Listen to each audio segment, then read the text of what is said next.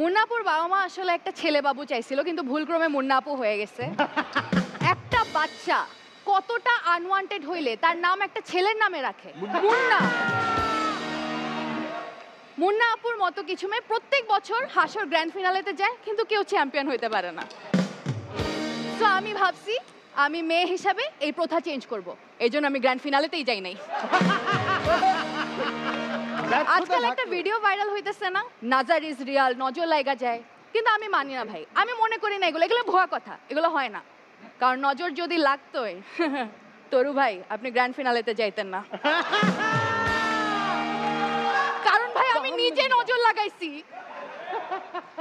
তরু ভাইয়ের একটা রোল ছিল না হাস্য 7-এ, সবাই অনেক প্রশংসা করছে, বলছে একের পারফরমেন্স, মাস্তানের পারফরমেন্সটা। আরে ভাই যার প্রফেশন যেটা, সে তো সেটা ভালো করবেই।